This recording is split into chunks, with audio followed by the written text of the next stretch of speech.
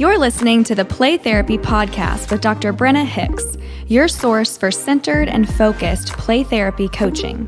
Hi, I'm Dr. Brenna Hicks, the Kid Counselor. This is the Play Therapy Podcast, where you get a masterclass in child-centered play therapy and practical support and application for your work with children and their families. In today's episode, we are looking at another power and aggression theme, which is devouring.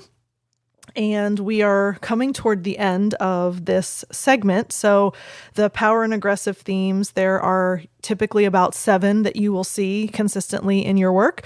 And we are on the 6th, so we are almost done. But devouring is a very interesting theme because you will see it pretty consistently if children are using animals in their play. So most of the time you will find it with animals, not so often with human characters. But if you have quite a few miniatures, for example, if you have sand trays in your playrooms and therefore you have a whole bunch of miniatures, kids will almost always take animals, and then that's how the devouring play develops. And then, of course, if you have puppets, stuffed animals, any other kind of small animal characters in the playroom, they can do it. Puppets are a favorite because they can actually make the mouth eat something.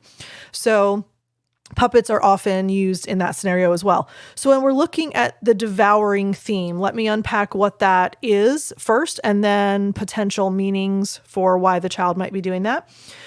So typically, if you see devouring theme, one character is eating another one.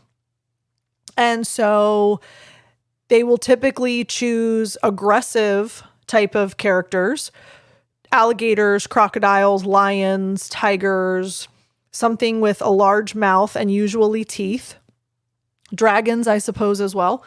And so you will have that character eating or devouring another one.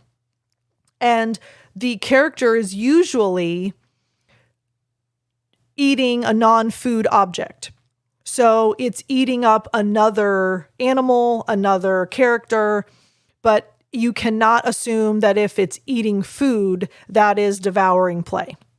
There's a distinction there because it's actually about eating up someone else or something else rather than just eating for hunger.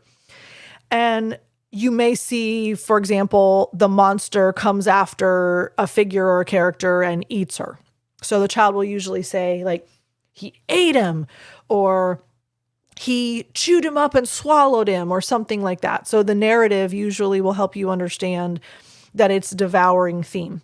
And so what that looks like in the way of interpretation and potential meanings, it is very much an aggressive type of play.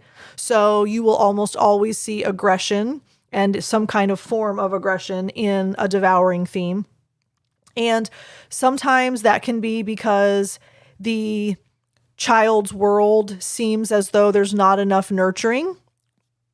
And therefore, they kind of feel that their caregiver, their parent, someone in their life has withheld nurturing. And therefore, there's aggression coming out in a devouring type of sense.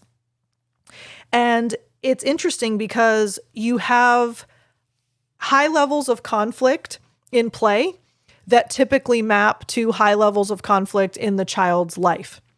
So you can usually connect the dots of devouring play and in that form of aggression with a child's relationship dynamic in some capacity. So with friends, with parents, with siblings, there's usually some connection that can be made there. And there's another potential meaning that the child is expressing rage. And, if you think about the deep neurobiological systemic stuff going on when a child is in the playroom, you can understand why a child would have a character devour something else. It's just about as rage-filled and aggressive as you can get. Because if you stab something, if you kick something, if you punch something, if you yell at something, if you bury something, there's all kinds of aggressive types of play that the child could choose. But if you devour something and eat it, it's kind of at a whole other level of rage and anger. So that is sometimes also rooted there's just intense rage. And oftentimes, if you see this type of aggressive play, meaning the devouring or eating, the child will sometimes express that because they feel scared in some way or endangered by someone that is making them feel very fearful. And so therefore there's a power switch. And I've mentioned this in almost all of these power and aggressive theme episodes. You have to be able to recognize that deep down, unless aggression is just an outlet for big feelings, which in that scenario, we're talking about a different route for the child. But if the aggression is specifically because there's angst and frustration and all kinds of stuff built up, there's almost always a power and control element tied to it. So when we're talking about the child feels scared or fearful or doesn't feel healthy attachment, or there's some kind of relationship dynamic, if they feel that they don't have that, they're going to flip and take all the power and all the control. So therefore, this big mouthed, teeth-filled, crazy monster is going to devour this other thing. You can see the power and the control and the need to kind of manifest a different kind of scenario where all of a sudden you don't feel so scared and you don't feel so endangered. So the power and control shift is very closely tied to all of these power and aggressive themes. So I hope that is helpful. The devouring play, I would say the ones we've covered before are more common. So you will typically see, almost all the time, you'll see good versus bad. You will pretty regularly see aggressive victim or general aggression. And then death play is also extremely common. The powerful figure overcoming the weaker figure, also common. I would say devouring is probably the least common of the ones that we've already discussed, but it's still something that you will see regularly enough that it's worth understanding why the child's doing it and where it might be coming from. And it does fall under that power and aggression theme. So next week, we have our final power and aggression theme, which is seeking play. And so we will talk about that next time, and then we'll be ready to move into the family and nurturing themes. So thank you, as always, for being a part of the Play Therapy Podcast family. We'll talk again soon. Bye.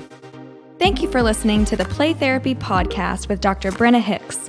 For more episodes and resources, please go to www.playtherapypodcast.com.